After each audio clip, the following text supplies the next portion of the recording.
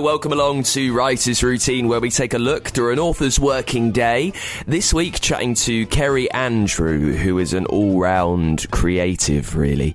We talk about the search for the perfect word, also why writing in the past might change the way that you think now, and you can hear why Kerry's plot came from thinking about the worst thing possible. So they're in this lovely French villa, and then the apocalypse, a version of the apocalypse happens. Great big global catastrophe happens. And I just wanted to explore this feeling of being in this beautiful place while something was happening it doesn't happen right there where they are. It sort of begins to encroach on them as the novel goes on. But really it's happening quite distantly. And I was just really interested in that sort of tension between a distant catastrophe and this sun-soaked idyll. There is more with Kerry Andrew in this week's Writer's Routine.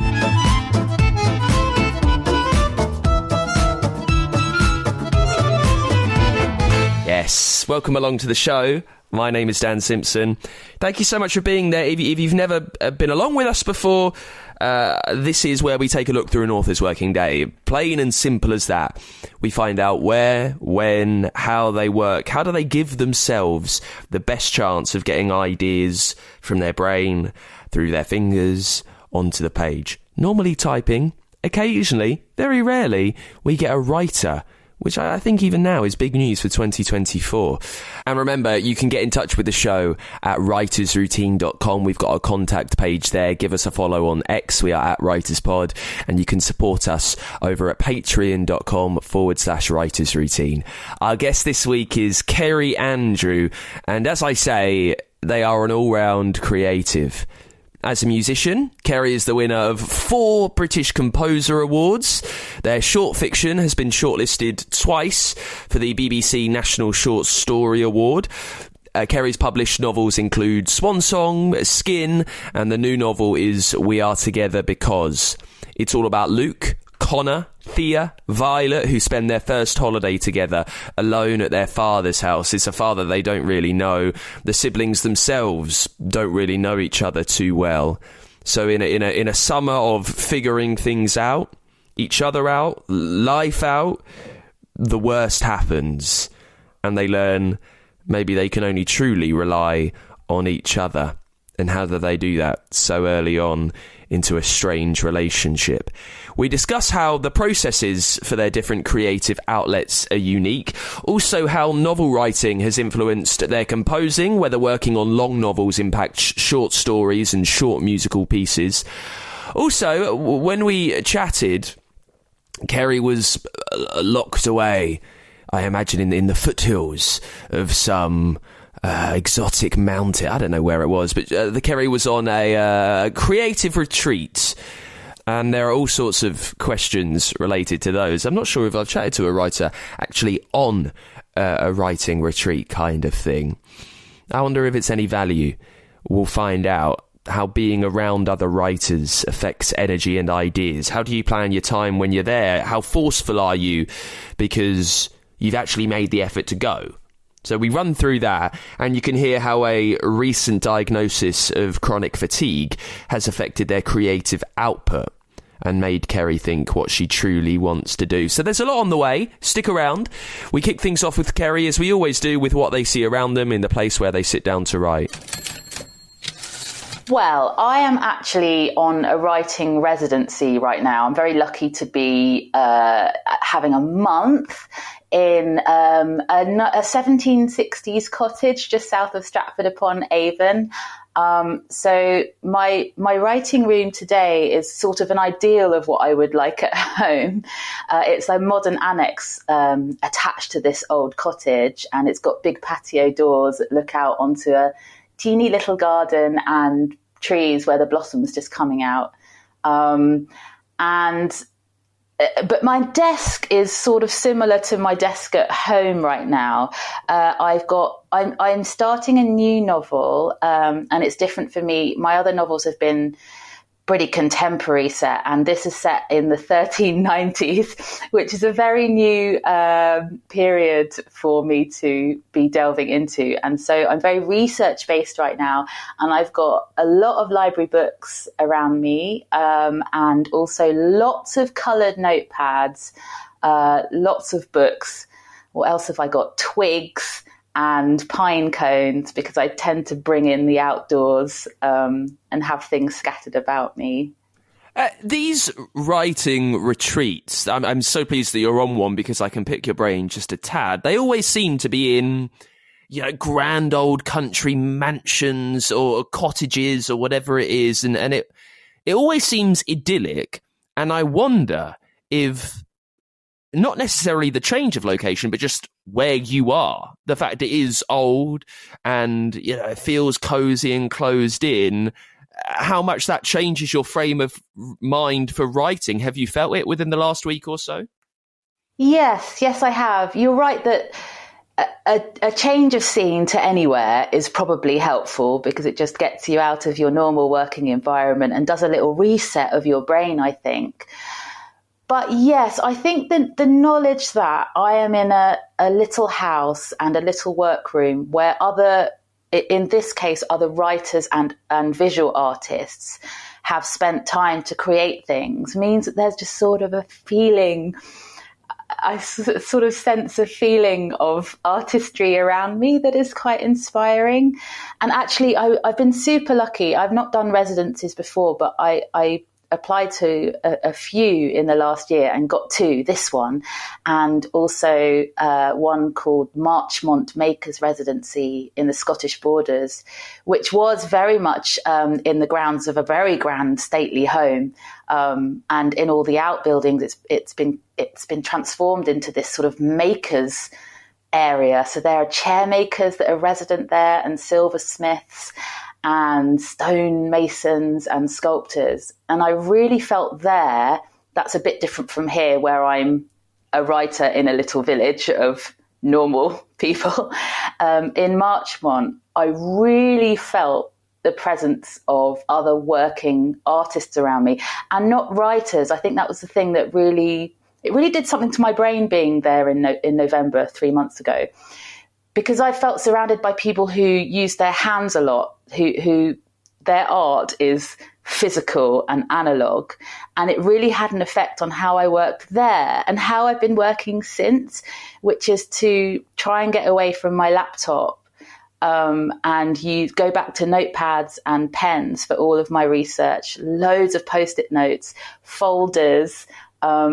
When I was in Scotland, I can't quite do it here, but I had a great big board, like an artist board, and I stuck loads of Post-it notes and started developing a plot on there. And all of that was very much inspired by all of the visual makers around me. And I'm really hoping that that's something that stays with me, because it feels like a really meaningful process for a writer. Your life and every facet of your career is centered around creativity and composing and making stuff, be that music, be that novels, right? So if that's what you're doing all the time, regardless of where you are, why have you taken yourself away for a residency and a retreat? What is that giving you that maybe being at home wouldn't? I suppose it's, as I said before, it's like a reset. It's I tell you what it is. You're right. I do a lot of things. I'm a trained musician and compose music for other people and perform a little bit. And in my study at home, I just have all of the evidence of all of my different hats, all of my different job hats, and all of my working life. It's all around me. It's quite noisy, visually noisy, lots of notes and lists and postcards and manuscript paper and keyboards and microphones and so many things. So it's quite loud. And what I've really found is coming away to simpler spaces where I'm just focused on one project, in this case, this new historical novel, takes away all of that loudness. So it's just a sort of purifying of the brain a little bit, really, quite a lot of cleansing of the brain in order to try and really focus just on one project. Because, yeah, my head is often a bit all over the place and filled with ideas for all sorts of writing or musical projects. And so this is an attempt to really try and get behind and try and respect the work that I'm attempting to embark on, because it feels so different writing this historical thing. I don't feel like I can just dip into it and just do half an hour here or an hour there. So that's the idea, I guess. How prescribed is what you do, a thing like that? Is it like, right, 10 o'clock, everyone come on, chop, sit down, we are all writing now, you shall be creative? Or is it a bit more fluid than that? I don't know. I find that structure really helps me. It's partly because, so my working life used to be quite different. I was really, really active, traveling around the country as a performer and workshop leader in musical settings, working a lot with kids and communities, non-professional musicians, composing and starting to write. But I went down very severely for the first time with chronic fatigue 5 years ago. It was a really traumatic experience. I was really out of action for a good 2 years, unable to work. And it's meant that I've had to find work in new ways. I work a lot more at home. I basically work at home. I'm not doing workshopping or any live performing at all. And my healing journey from chronic fatigue has included quite a lot of structure. My chronic fatigue therapist introduced about 3 years ago, I started working with her. A lot of parameters. How long do you think you can work for? Half an hour, I said. She said, okay, do half an hour for a week and then see if you can increase it. Or how much can you walk? 5 minutes. Okay, do 5 minutes walking and then increase a little bit the week after. And what I've found is that as I've got a lot better, I still have chronic fatigue, but I'm much improved, thankfully. I've found that structure has really helped. It's both to manage my CFS so that I don't overdo things and go too far, but I think it's also really helpful for any able-bodied, non-chronically ill people. I basically, at the moment, have worked up to doing about 3 hours. It's mostly reading and research, but 3 hours work in the morning before lunch is my ideal. And then I faff around and have lunch and have a sort of sleepier time, not doing so much. And then I pick it up again in the evening. And I think, to be honest, that's how my natural body rhythms would work if I didn't have any chronic fatigue. But I really think that this structure helps me both for my illness recovery, but also just creatively. It is really helpful to just make yourself sit down at your desk and think, okay, it's 10 o'clock. I've got till 1 o'clock. I've got to do stuff until then and just fill that time with something. So I think I find that super helpful for me personally, at least. It's a brilliant mindset to have now. I wonder, has that always been the case? I mean, as someone who, you mentioned, traveling all around the country, being almost absurdly busy and creating and having so much energy, then to suddenly not be able to do any of that, really, because chronic fatigue simply wouldn't allow you to. How easy has this process of almost switching your mindset been? Is there parts of you that is frustrated that you're not able to perhaps do as much as you would like, or is that just completely not a question now and you're absolutely fine with managing it how you are able to? I love that question. The one thing I'm good at is being creative and having creative ideas. That's just my life. It's just how I am. And so I just am bubbling over with ideas all the time. And that has not stopped. It sort of really, really dipped when I was extremely ill. But even when I was really ill, I was just about managing to write little tiny poems and things. I always have to do something. But yeah, I am constantly bubbling over with ideas. I have all these Google Keep notes on my phone with kids' book ideas and short story ideas and composition ideas and all sorts of things. But I think what's changed is because I don't have the same amount of energy as an able-bodied person in sort of consistent terms, is that I just have to tell myself that I can't do all these things will not all come to fruition. You know, I won't write those children's books. Maybe I'll write a children's book. I won't write all of those sitcom ideas. But I feel like if I write them down, then they've just gone, they've transferred from my mind and body, where they're just sort of whizzing around, just sort of going at me, prodding at me. I just get them out of me and onto my phone or onto a notepad so that they're out of the way. But yeah, it's hard because the amount of physical energy I have does not correspond to the amount of creative ideas I have. So I can't do them all. But again, you know, if I was well, Dan, I think I would be the same. I would always have more ideas than I would ever be able to fulfill. And so I think CFS has been the hardest journey of my life, completely horrendous, but it's also been a massive teacher. And I think it's taught me a lot and taught me a better way to live my life, which is to just see all those ideas and go, yeah, okay, sure, and write it down. And if something comes of it, fine. And if it doesn't, also fine. Has it made you have to be a bit particular about the projects you do take on? You mentioned having sitcom ideas or kids' book ideas, whatever it is, that you write down. Perhaps has it made you think, okay, what do I really want to do? If I've only got so much energy and ability to do this, what do I like? What's the process of deciding, okay, this is what I am going to dedicate myself to? I love that. And that is the question I do ask myself, exactly as you've articulated it. What do I want to do with the energy I have? That's exactly it. And again, it's sort of been brilliant. I mean, it's amazing that I get to say this now because it's just been so awful. But it's amazing that what the illness has asked of me is, look, you can't do everything. So what's most important? And what I have found over the last 5 years of illness is that, yeah, a lot of the musical activities that I was doing, it was a lot of my work, has fallen away, and I'm just desperate to write. You know, I just want to write books mainly, but maybe other things too.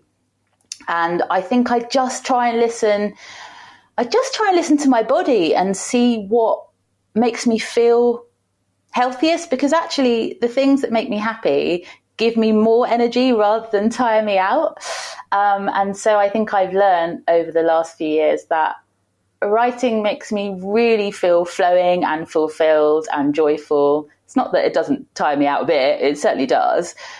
But compared to other kinds of work, like traveling and lugging all your kit to a gig or going and doing workshops, that involves a lot of energy. It's just sort of taught me that writing, it both sort of suits me being much more at home, but it sort of uses my energy in the best way, uses my creative energy in the best way, I think. But you're right, I do have to be particular and I do have to make decisions because I can't do all the things. And so I just write all the things down, and I guess I just see what bubbles up to the surface and makes me most excited and, you know, what I most want to sort of cling on to. And it just turns out that this novel that I've started work on is the thing that's really gripping me and sort of prodding its finger at me and saying, no, do this. And so I'm really, again, that's sort of why I'm doing this residency, to try and really honour that and say, okay, I'm choosing this project, not all of those million other things, but this one, and really trying to go for it. Well, it was sort of done in two halves, pre and post CFS apocalypse. Apocalypse being a helpful word because the apocalypse happens in We're Together Because. So pre-apocalypse, I was writing ad hoc when I could out around my main earning musical activity. So I would just honestly just find an hour here or there or write on holiday, that kind of thing. But since then, basically, I wrote the first half of the novel, which is before a great global catastrophe happens. I wrote that before I was ill. And then most of the second half of the novel, after the global catastrophe happens, after my own personal physical and mental catastrophe happened, I wrote the second half, and I wrote it in a more dedicated way because of all the things we've been talking about, of realizing that, no, I need to, this is what I can physically do, but also this is what I want to do. So an ideal writing day, once I was ill but able to write, would be working in the morning, getting out after breakfast and having a little walk, getting out in the fresh air, moving my body, just getting my brain and blood in gear a little bit, and then going home. And I wrote the second half in lockdown. So my husband was working at home in the study, so I had to work in the living room on the dining room table, and I just wrote on my laptop. And yeah, again, because I was ill, I wasn't writing very much. I was just like writing for an hour or two in the morning, and that was it. Yeah, until it was done. Because writing for an hour or two like that's you were perfectly aware that that's all that you could do, that's all your energy would allow you to do. Did that change your kind of view of how much needed to get done? Was it a case of sitting down and just trying to get anything down, just make the most of this time? Or because you're creative and you're dedicated, were you thinking, right, I've got 2 hours, that's what I can do, I need to make the most of this and get the most amount of words and make sure they are perfect? I think a little bit of both, Dan, actually, because I was already in that stage of thinking, okay, I have to be kind to myself. Whatever I can do in the time that I've been told and that I know that my body is capable of is enough. But also I am extremely target driven and always have been. Generally, if I was aiming for 1,000 words. I love your podcast, Dan, and I listen to it quite a lot. And so I'm always listening for the word count, and I'm always like, oh yeah, 1,000. A lot of writers say 1,000, and I'm always impressed when they say more. But 1,000 words was like, made me feel really good if I could get to that. And I think what I have found, what I've learned from the illness is that you can get a hell of a lot of creative work done in 2 hours. For me, the morning is better, but for other people, it might be a different time of day. That's something I've always been aware of. I remember I was at university studying music, and a composer called Paul Mealer had once said, all you have to do as a creative artist is work for 3 hours in the morning, and it doesn't matter what you do for the rest of your time, for the rest of the day. And that's always sort of stayed in my head. And I think I've just found, I was doing 2 hours then. I've built it up to 3 hours in the morning. I really do feel like I get a hell of a lot done in that time, if it really is just working on creative stuff, you know. So I guess that's what I found. When I was writing Weird Together, because that second half during illness, I found that 2 hours really felt like enough. I pretty much hit my word count or thereabouts, and if I didn't, it was still fine. But it always felt like enough, you know. Yeah, I do really get that, and when you've done your morning session and you're moving through the afternoon, although you're not like able to write, how much is the story staying with you? How much is it still draining, like mental creative energy, because you're going through everything else that might happen? Yeah, it's with me all the time. But I wouldn't say it's draining, which is great. Other things are draining. Email is draining. Email is what I and the rest of the world, or a lot of the rest of the world, are fighting against all the time. Email and admin, which I get sucked into in the afternoon. That stuff is draining. But absolutely. The ideas for the project I'm working on are rolling around in my head all day long, in both good and bad ways. But I don't think I find them draining. It's just the way that it is still working, really, isn't it? You're sort of up and about and moving and doing different things, but the brain is processing everything that you've been researching or writing in the morning, and just sort of filtering it back to you in a few different ways.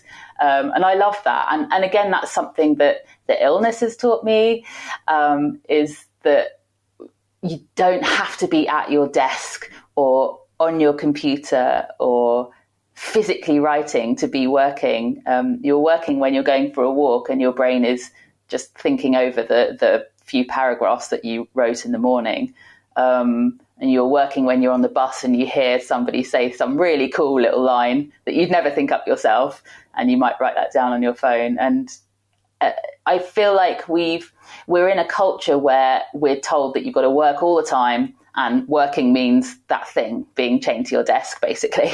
And so it's sort of a great wrench to come away from that culture, but also very freeing, I think. We as you know, we get quite geeky on the show.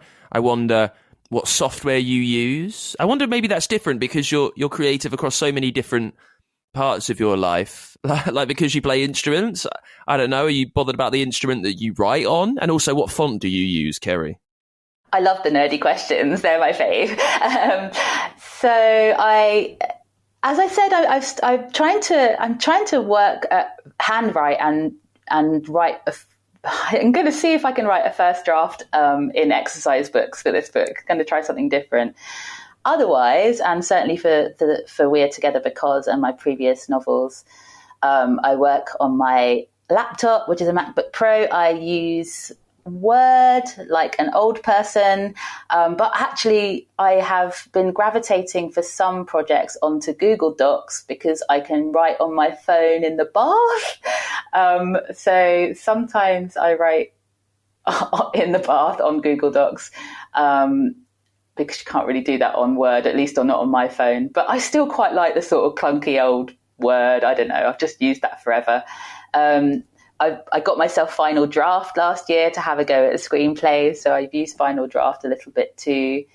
Font-wise, on Microsoft Word, I quite like a cheeky little serif font, I have to say. I haven't always, but I really like Cambria, and I quite like Georgia as well. But I do often then, as I know other writers do and have certainly talked about on your podcast, change it to a different font to print it out and have a look at it. Often a sans serif font, like, what do I use? Calibri. I don't know how you say that one. Calibri. Yeah, I don't know either. I don't know if anyone does. It's one of the two. Let's go for Calibri. You mentioned while writing the novel, you had like two distinct parts, which married with the plot, really, kind of before you became ill and then, well, after and during. When you looked back and read it back and you were doing the final drafting of it, did you notice that those two halves were written stylistically quite different just because you were in a very different mindset and mood when everything had happened? Yeah, absolutely. I noticed a couple of things, really. One, I noticed that my writing was better in the second half. Post initial illness, for whatever reasons, maybe just experience, I just think the second half was better, and I had to go back over the first half and just try and improve the writing line by line, really. 'Cause it just felt better, more together and more powerful somehow in the second half. And thematically, I just noticed that I was getting more in the second half. That, as I said, the great big catastrophe happens, and it affects these four siblings. They're two sets of half siblings, two brothers, half siblings to two girls, and each of them respond very differently to the crisis. And I found myself drawing on all of my responses to my own crisis, my own physical crisis, and my mental health responses. I had a lot of very difficult mental health issues, and I found myself funneling those separately into the four different characters in terms of how they reacted. I just felt like I learned a lot about the human condition through the illness, and I think that really went into the second half. And so when I look back over the first half, I just felt like I needed to deepen it and go more into their interior lives, really. But as I said, also on a sort of line by line basis, just had to make it better. This might be quite a naive question, and possibly one that you've been asked before, and so naive that it might be quite hard to actually articulate the thing. But you are a composer, and you've won British Composer Awards and all of that, writing music. How is the process of composing different from novel writing right from the beginning? So I'm talking about having that idea, be it for a piece of music or for a novel, and then what do you do with each of them? How do those two processes differ? I think the broad artistic process is pretty similar, but in a very broad way. So having an initial spark of idea. To be honest, as a composer, I mostly work on commission. So I'm being given an idea from someone else, and then, or some parameters at least, and then thinking of ideas within that. But basically being given an idea, mulling on it and doing a little bit of research and sketching things out, ideally on paper with pen or pencil, and then eventually going to technology and software and developing those ideas. And then, and then in writing, printing stuff out and going over the drafts, and in composition, recording things and then listening to them and going over them. I mean, that's really broad. I think on a sort of more micro level, I don't know if they're the same. I mean, as a composer, I do work mostly with words. So that's always been my thing, words and music. So I write for voices and I set texts, either existing text, or I sometimes write my own lyrics or texts. So there is I do think a lot about the musicality and the lyricism of language when I'm writing. But I feel quite strongly that all writers do that, whether they have a musical bone in their body or not. All good writers are thinking about rhythm and sort of the way that sentences, I don't know, roll and turn. So I'm not sure that's so different. But the thing that really infuses my writing from the musical side is thematically, actually. So I'm big on folk songs. I work a lot with folk songs as You Are Wolf, which is like my band name for that. And working with ballads and folk songs really informed my first two novels. Completely, really. I was making all this music and learning about these ballads, and I thought, yeah, I could write, there's novels in this. And then in We're Together Because, something quite different was there, which is still musical, which is my experience of tinnitus and also being half deaf. I'm completely deaf in my right ear. And the idea of listening and hearing. Again, this sort of came a little bit out of my illness of trying to be much more aware and being very present. And that just sort of infused itself into one character's experience. He starts hearing this weird drone that turns out to be supernatural in the novel's case. But I can't seem to help with all of my novels getting loads of musical ideas and musical elements in there. So that's how composing music has influenced novel writing. I wonder if in the last, 5 or 7 years since you've published your first novel, I wonder how novel writing has influenced composing. I know that you said you've done much less of it, but I wonder when you are thinking musically, whether now being much more of a storyteller over a long form, I wonder if that's influenced the way you write music. Oh, I love that. I haven't really thought about it in that direction, actually, which is interesting. I don't know. I'm not 100% sure it does really. I think there's just this conversation between my musical life and my writing life in terms of themes, as I've said.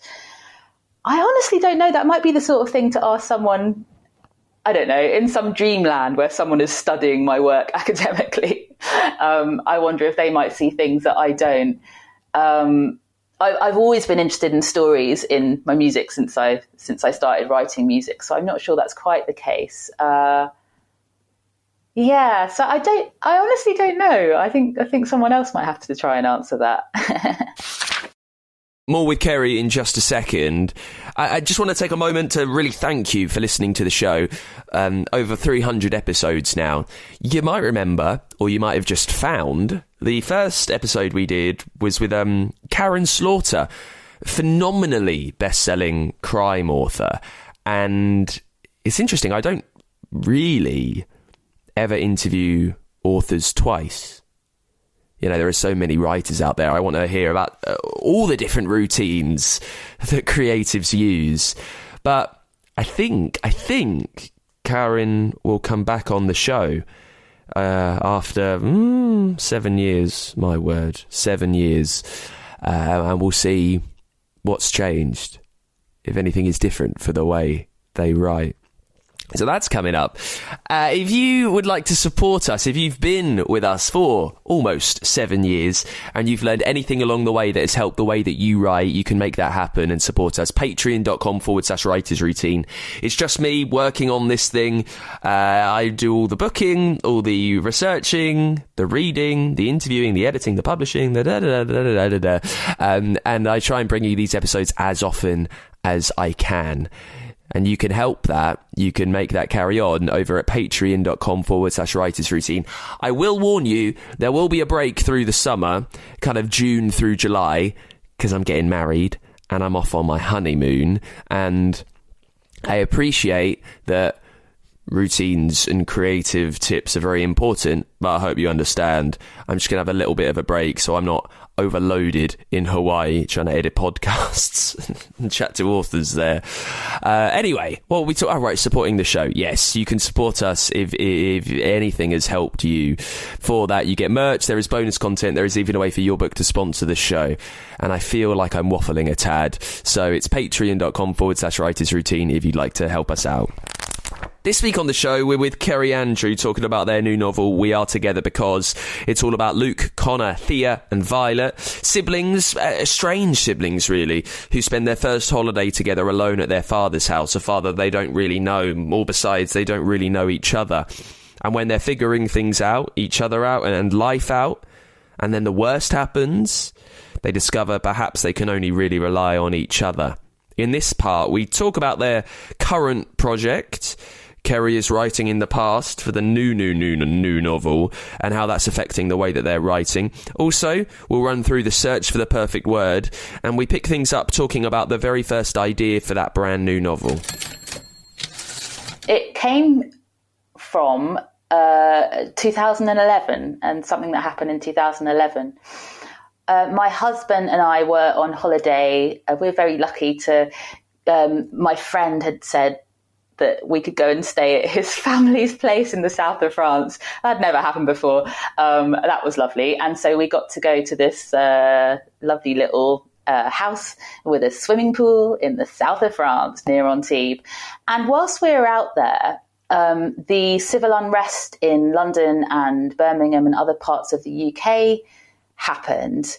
And it was a really strange experience being on this idyllic holiday in the sun with a pool while something really massive seemed to be happening. It was 2011, so our access to the internet wasn't quite what it is now. So we sort of had roaming, but not quite. You know, we couldn't just read BBC News. We had French news on the TV, and we could just see what seemed like London on fire.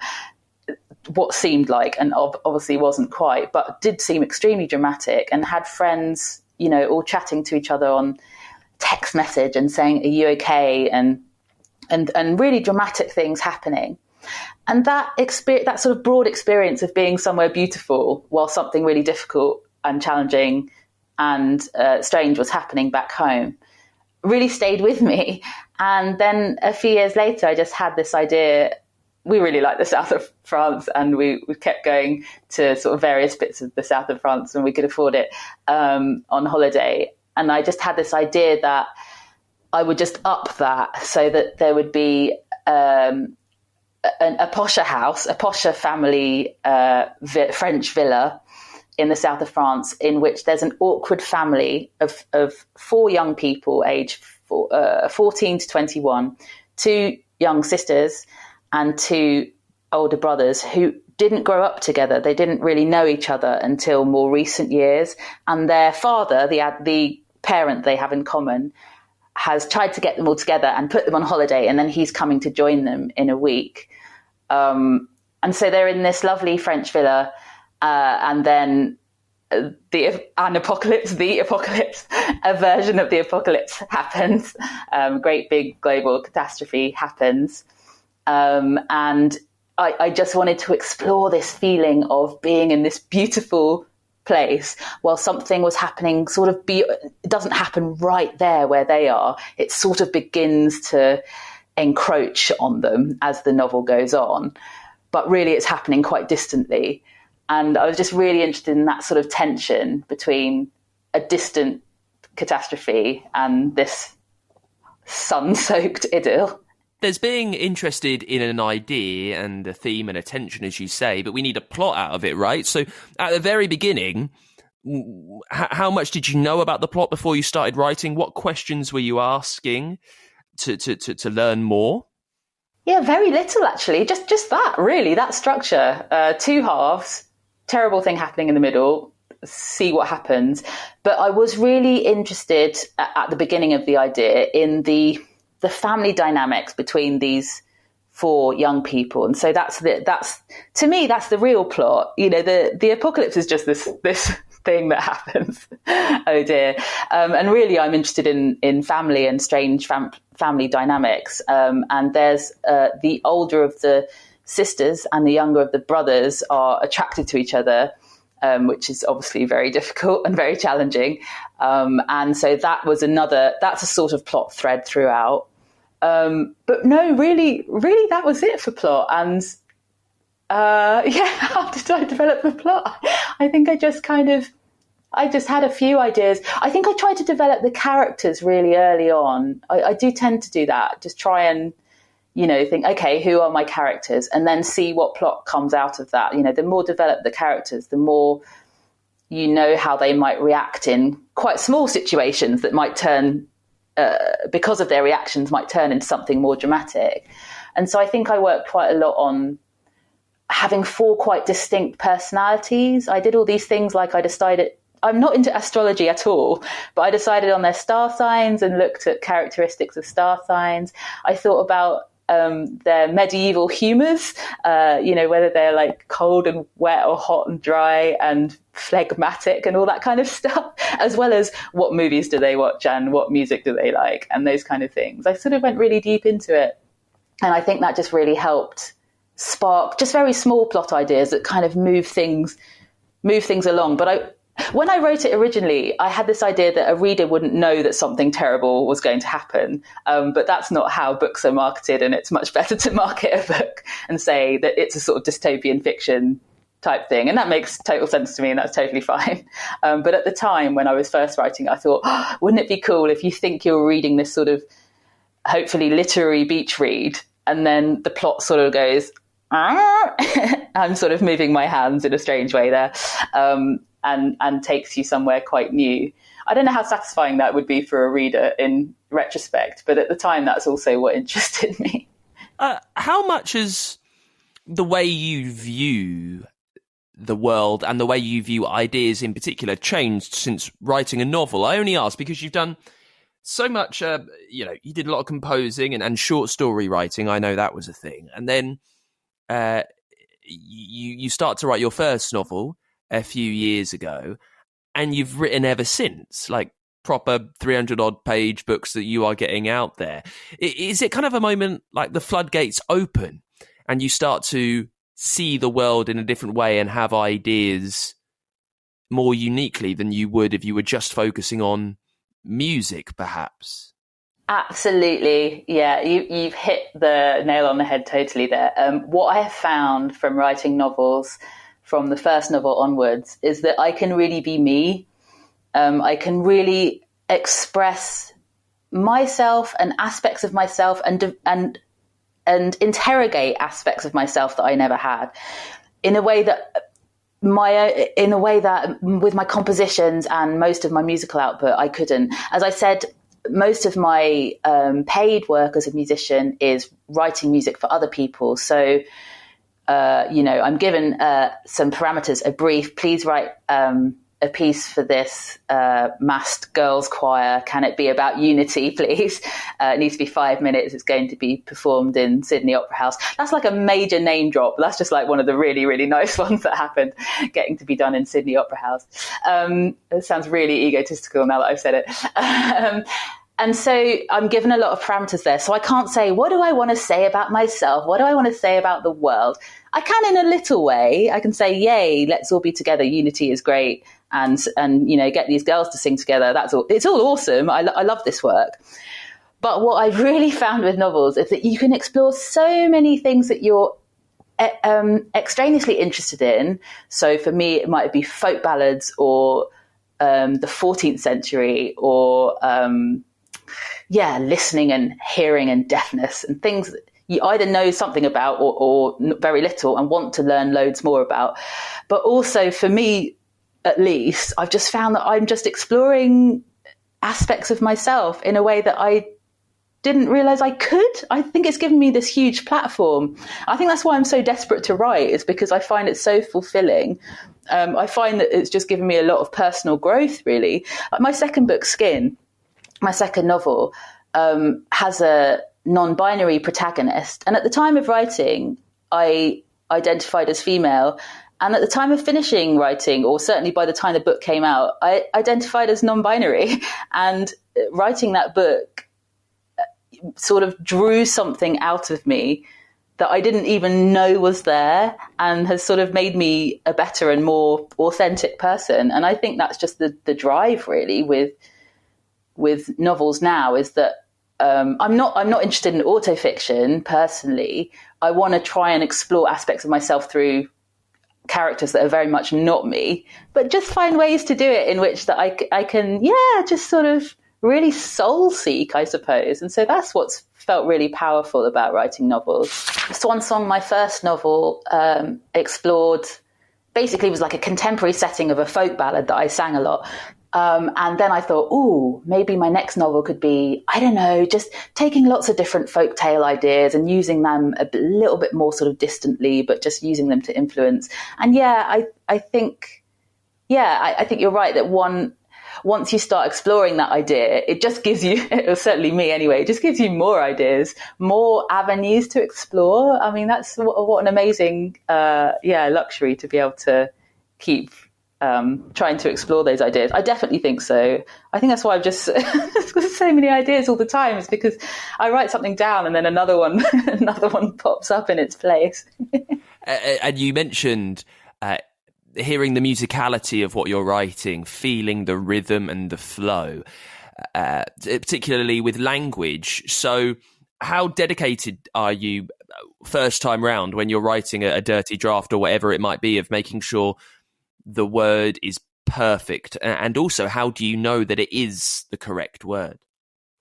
I found when I was first writing, before I was ill, that I was quite a perfectionist, and I wanted to write the best draft I could as I went along. So as I was writing a chapter or two or some sections, I remember that I would then print them out and take them on the bus and go over them again, pretty much that same day or the next day.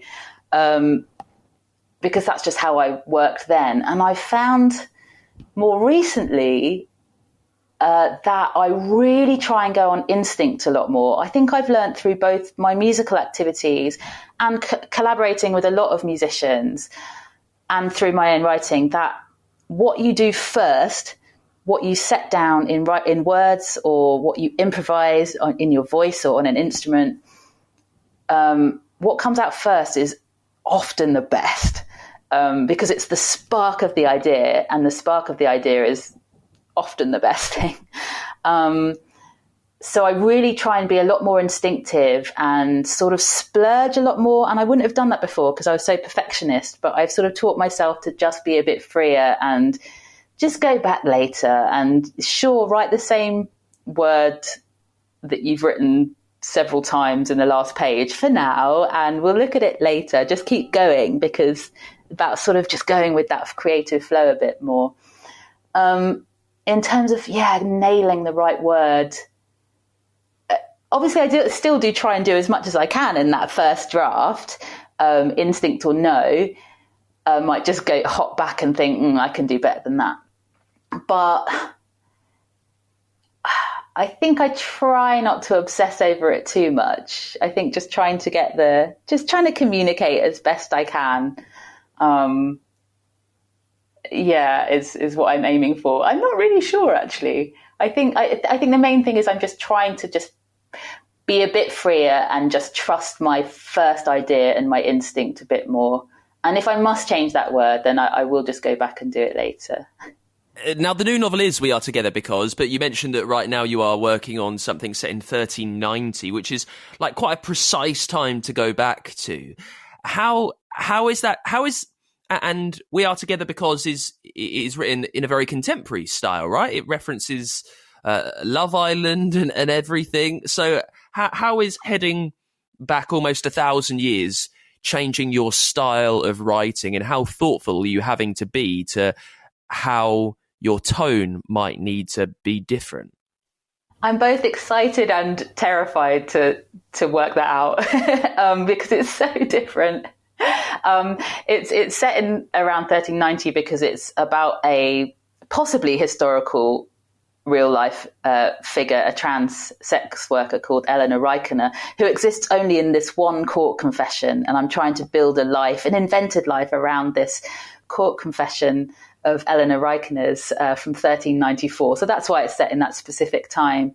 And I still don't know because I'm very much at a research stage. I started researching in November, which is 3 months ago from where I am now, 3 or 4 months.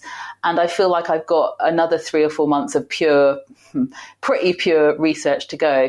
But that said, I can't help, I keep sort of straying from my notepads of research notes into my other notepads, which are just sketches of bits of dialogue and interior monologues and that kind of thing.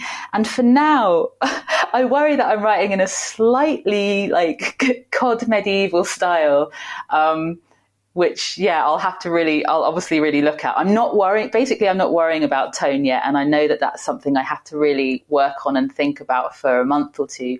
But I have this idea that I want it to feel very modern and very readable, but really enjoy some juicy medieval language. So one thing I'm just starting to do is there's this amazing medieval glossary on the University of Michigan's website. It's incredible. And so you can put in a modern word and then it will give you lots of synonyms from that time, and it will give you examples of the context that it was used and all the rest of it.